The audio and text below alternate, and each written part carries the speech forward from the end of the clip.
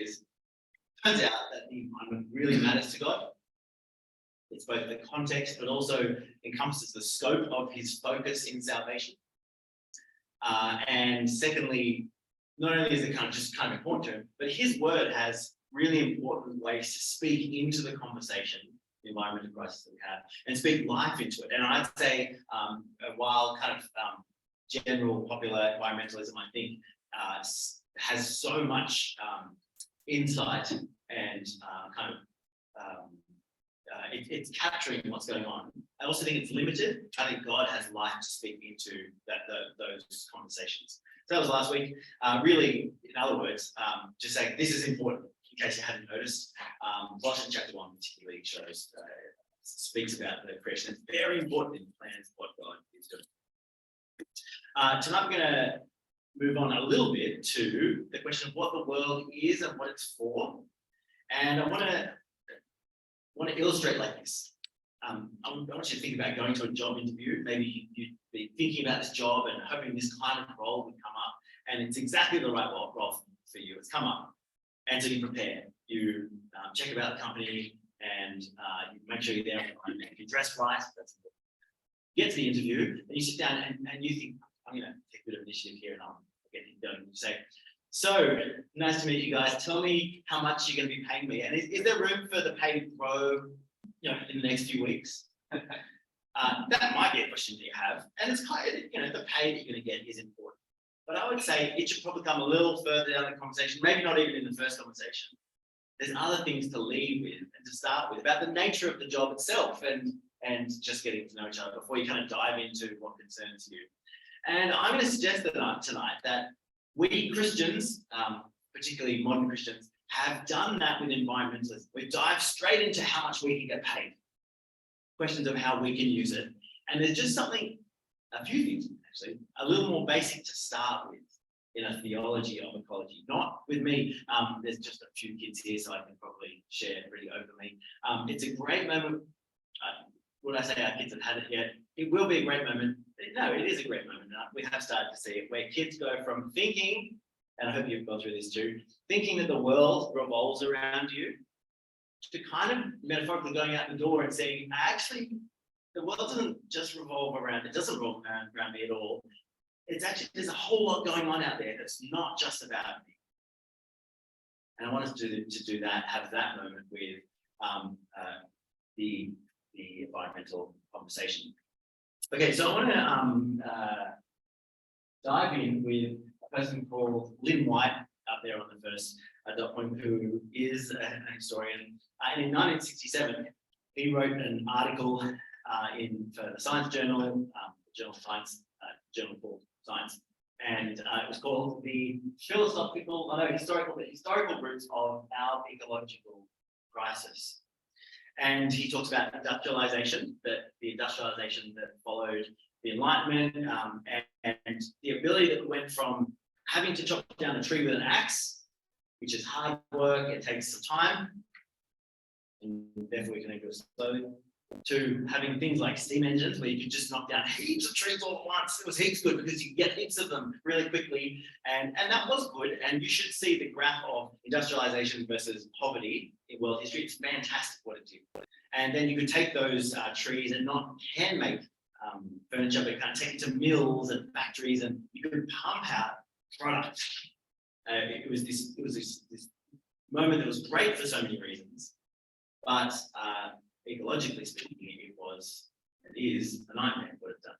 But he says that wasn't the historical root of our current crisis. That was just the tools. The historical root is kind of philosophical and sits behind industrialization. And he says it's medieval Christianity that is the roots of our current crisis. And particularly medieval, and note that I'm emphasizing the word medieval. Medieval Christianity is focused on humanity's dominion over the earth, that we are the stewards, and that means that we can just eat whatever we want and do whatever we want because God's put us in charge. So give me some more trees so I can burn some stuff to cook some stuff and eat it. That is not exactly how he puts it, but that's the truth. If that is your focus, he says, then that will lead you to an ecological crisis. If you start there, it will end poorly. Let me give you just a quick quote from him. We don't have it in the slide. He said, "We shall continue to have a worsening ecological crisis until we reject the Christian axiom that nature has no reason for existence save to serve man." We shall continue to have a worsening ecological crisis until we reject the Christian axiom that nature has no reason for existence except to serve him. And I think he's not far off the mark. If we put ourselves at the center of the universe, and even in a kind of more dangerous kind of Christian thing, God said that we could be the center of the universe, then we're only going to have a worsening ecological crisis. But we know that, just even looking at a few things last week, that God's word is life-giving. And it doesn't bring death into the world, it brings life to us and it brings life to the world. And so I want to go past medieval Christianity that had, and I think we've inherited it, that had this, just this sole focus. When you talk about the environment, talk about humans' dominion over it. And I want to take us a little further beyond medieval Christianity to Christianity and hope. And I want to take us, therefore, to Psalm 104, which is this beautiful psalm of creation. It's a song, and it's a catalogue of God's relationship to the world. And humans are in there, but they're not in the middle of it. God is in the middle of it. It's a catalogue of not all of his creatures, but heaps of his creatures, and the ways that he created them, and created the earth and the stars, and how he not only created them and left them, but relates to them day by day. It's a beautiful psalm, speaking as a kind of catalogue of creation and how God relates. And in verse 1, there are two different audiences that the psalmist speaks to. It's really interesting. First he speaks to himself, audience of one, and then he speaks to God. And the way it starts is, Psalm 104, the psalmist says, "Praise the Lord, O my soul." Bit of a strange moment to talk to yourself, except, no, sometimes it's the right thing to do. Because sometimes how we feel about reality doesn't quite match reality. You've got to speak to yourself and say, no, I know what is true. And so I say to myself, praise the Lord, my soul. He kind of moves himself towards praise because he knows that the reality of the world is that God ought to be praised. And then he gets to the reality, and then he starts to go, Lord, my God, you're very great. The reality in our world is that God is great. And there's lots of ways that he's great, but the psalmist is going to dive into how he's great in creation and in sustaining creation. And as he starts listing things, and it's this is the kind of psalm, I think a lot of it, but this is the kind of psalm you can go through slowly and meditate on line by line, because it just moves through creation in beautiful ways, not just listing it, but kind of, as I say, talking about God's relationship to the different parts. But I want to first take you to verse 24, Eli, which says, "In your wisdom, you made them all. The earth is full of your creatures." Verse 24 says, and this is so basic, God made everything. The world is not here by chance, which is kind of the big kind of view that's out there, and just the water that we swim in is, the world's here by chance. It's great, but it's just here by chance. That's not the case. No, God made it on purpose. In your wisdom, you made all of it. And the idea of God making things in wisdom means he thought about it, he imagined how it would be, and he put it together. And then the second half of the line, the earth is full of your creatures. That's such a helpful word, creatures, because it has right in its midst, doesn't it? The idea of creation, that this is a creator, that he does things on purpose and he's put them together. And right now, I just want to invite you, if you're one of those blessed people that owns some land somewhere in the world, just remember, first of all, that belongs to God. He made it and it's his. He's loaned it to you. Is there a particular place that you love, maybe on holidays or around Bondi? I know Matt has somewhere at South Bondi, and someone mentioned it last week as it's their place as well. That's God's. He made it. The earth belongs to him and everything in it. You have pets and plants and things in your fridge and things that you own. It all actually belongs to him. It's so simple, but it's so foundational. The earth is the Lord's and everything in it, because he made them all in his wisdom. The earth is full of his creatures. But secondly, I want to show you the next two verses, verse 25 and 26, which talks about the Leviathan. There's so many creatures, but we're going to focus a little bit in on Leviathan. Leviathan is a bit of a mysterious word in the Old Testament. Sometimes it means really big, scary creature in the literal sense, probably a whale, something like that. At other times, it takes on this kind of metaphorical. Leviathan is this kind of drawing on the idea of a sea monster. Leviathan is this kind of untamable power that works against humans, and it's so obvious that humans are actually pretty small in the scheme of things because Leviathan stands against them. So there's kind of the literal sense, sea monster, whale, and then there's the metaphorical sense that draws on that, which is force of nature that is untamable. You see in Job and a few places. But here, it seems to be one of the creatures that's catalogued in this psalm, and is probably talking about a whale. And it says in verse 26, verse 25 and 6, it says, there's the sea, vast and spacious, teeming with creatures beyond number. And just notice as we move towards the Leviathan, first it says it's huge ocean, you know that, and it's teeming with creatures. And you've heard this, that there's so many species in the ocean that we know nothing about, that we haven't named, every time we find a new one, but there's so many that go unnoticed by us.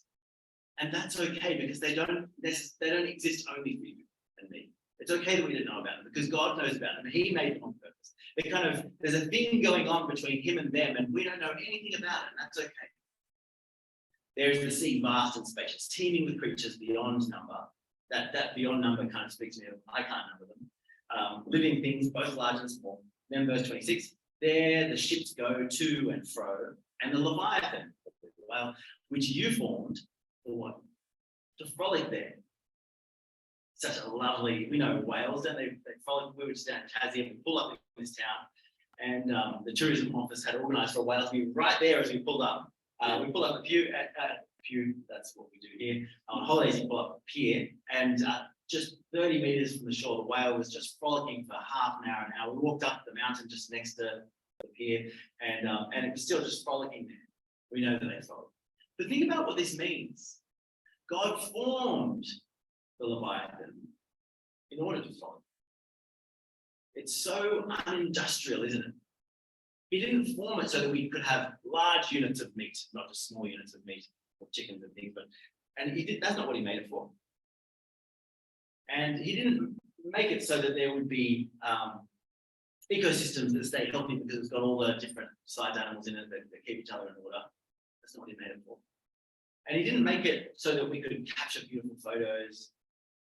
He didn't make it for us, first of all. He made it just to frolic. And that's the Leviathan. But then the psalmist brings together this message of non-human centric creation, but God-centric creation, down in verse 31, where he says, may the glory of the Lord endure forever. May the Lord rejoice in his works. Isn't that lovely? What did God make the world for? So that he could rejoice in his works. So that he could enjoy the frolicking. So he would receive glory. Martin read from Psalm 19 earlier. The heavens declare the glory of God. And I always think of that as they declare it to me, and they do. But I suspect there's all these bits of sky that declare his glory. To him, it's just between him and the sky. The sky speaks of how grand he is, not necessarily to me only, to him. And what I want us to do tonight is not start with me in the center of what the environment is for and what these things exist for. In one sense, I want us to start not with thanks and gratitude, but with praise. We'll come to gratitude because that's about me receiving. But for a moment, I just want to not receive and see the relationship that there is between God and his creation, God and his creatures. And I'm not sure on this point. As you read through the different creatures, I don't know whether it's metaphorical or not. It says, like, the donkey's kind of waiting for God to give it a drink, and the lion's waiting on God. And you almost wonder, are they aware of him? They're not just hungry, but they're actually waiting on God to feed them. Like, I'm aware. I'm not sure if that's a metaphor, but it intrigues me the way that the psalm unfolds. I'm saying from Psalm 104, where it speaks about the whale is made, God formed it in order to fly. And at the end of the psalm, it says, you rejoice in your works. I'm saying that the creation exists, first of all, for God. It's for him to delight in. And you see this in the New Testament as well. We looked at that passage in Colossians 1 last week, 15 to 20, and in verses 15 and 16, it speaks about Jesus as the firstborn over all creation. Just last week, because of course we're not saying that Jesus was created by God. He's the Son of God, he's existed forever. But the idea of firstborn is he's the inheritor of creation. It's his. The creation is a gift from God the Father to God the Son, for them to delight in that gift of creation. At the end of verse 16, it says that the creation was made for Jesus. The world is for the Lord. And the medieval Christian theology, with an overemphasis on me in the middle of things and my dominion, has contributed to the ecological crisis.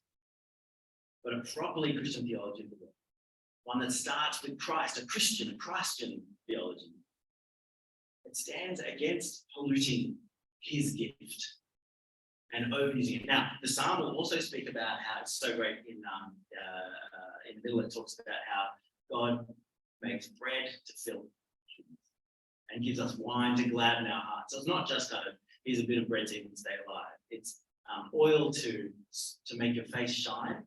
It says bread for your tummy and wine to gladden your heart.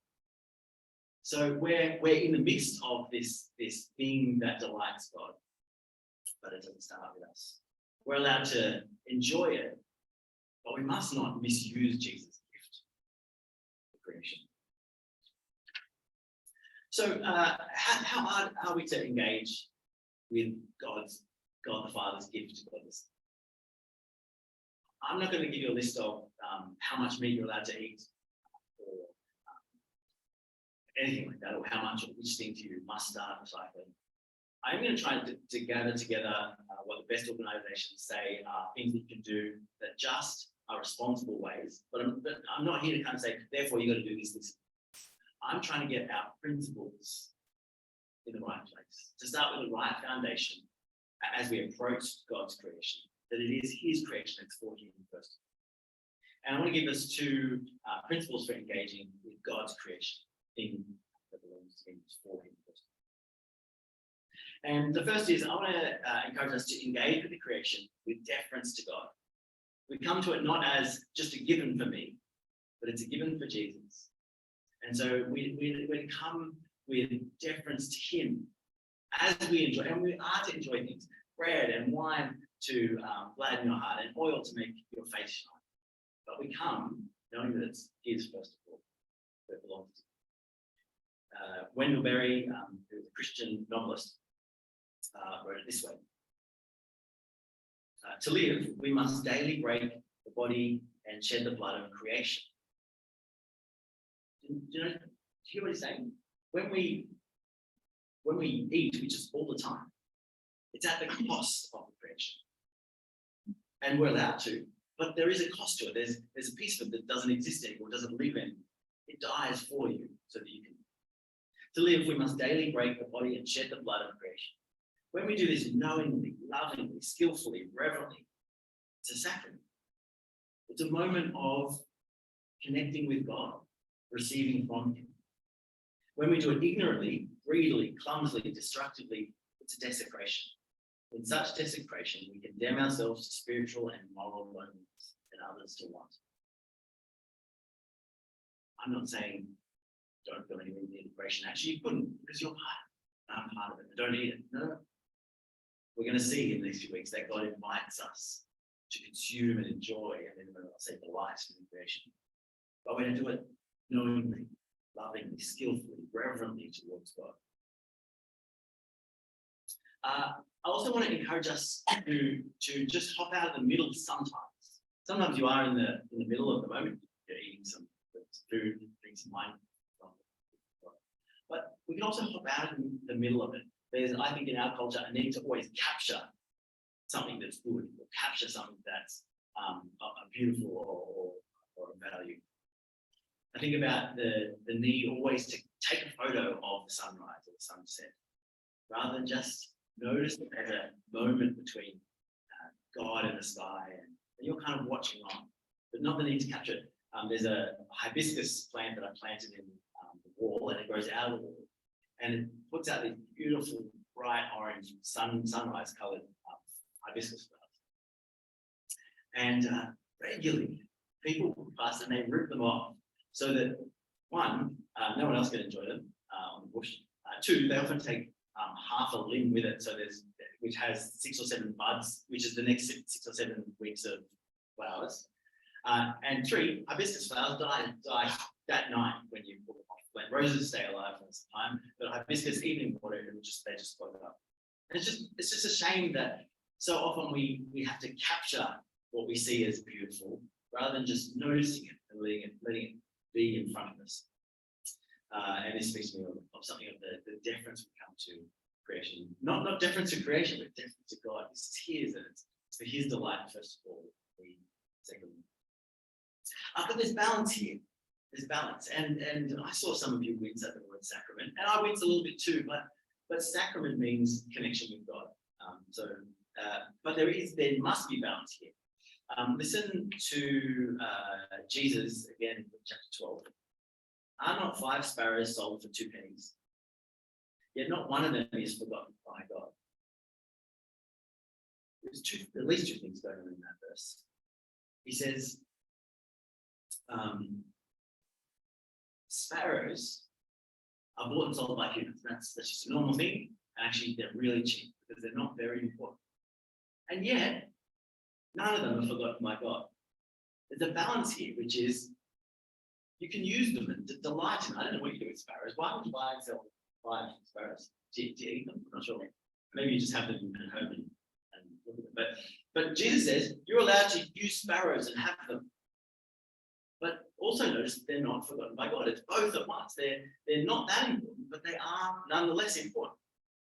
And we're to come with a balanced view of creation, which is humans have a place in God's scheme, and it's highly exalted, actually. But that doesn't mean that everything else is completely unimportant. It's not all or nothing. There's this scheme of you're more important than sparrows. It's true.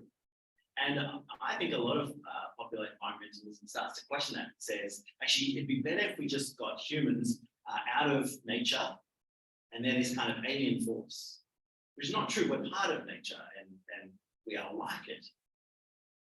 But Jesus says, no, there's humans are highly exalted in the scheme of things, but sparrows are not forgotten. They're not forgotten by God. I just think there's an important balance here. And with that balance, I think we're to enjoy creation with deference towards God, but also to delight in it. I love that it says in Psalm 104, down in verse 31, it says that God rejoices in his creation, but it also says that we rejoice in his creation as well, blindly. We follow him in his rejoicing, and we delight with his creation. I was listening to a podcast, just talking to a fellow called Andrew Goslar. He's a professor of, you have to read it, ethno-ornithology, which means human bird relations at Oxford University. I think he's good at it. Human bird relations. And he was an atheist for the first half of his life, but then he became a Christian by reading atheist books, and they drew him into the questions of life. He's like, oh, wow, these are some important questions. And he's thought a lot about God and creation. And he said that when he talks to his really smart professor, Oxford, non-Christian friends, and seeks to share his faith with them, the question he takes to them, he knows what it means. He says, do you think that life is intrinsically valuable? And he said, they all say yes. And he says, where do you think the value comes from? He says, why it's so important for humans and for me. And he says, no, that's contingent value. That's not intrinsic. That's contingent on you and other humans. And he said they want there to be intrinsic, and they know that there's intrinsic value in life and the world. but we know that it comes from God. It's not based on whether I enjoy it or like it. It's based on God. And Francis Schaeffer, in his book on environmentalism and Christianity, says kind of the opposite of what Lynn White says, or responds to Lynn White, says, yes, we need to go back to the heart. That the world is not, and environmentalism ought not to be just so that there's something to pass on to our future generations. We know this line, I get it, right? I want there to be all of the species, not just some of them. I want there to be all the species for my kids and grandkids. And I want there to be a climate, not just kind of a boiling furnace for. But he said that line actually focuses and puts me in the middle of things. But we need to get back to the value that is beyond human value, that is God's value in creation, and that should be the start of our value of this thing that we are and are part of. Jesus, the firstborn of all creation, it's his and it's for him. Let me lead us to pray.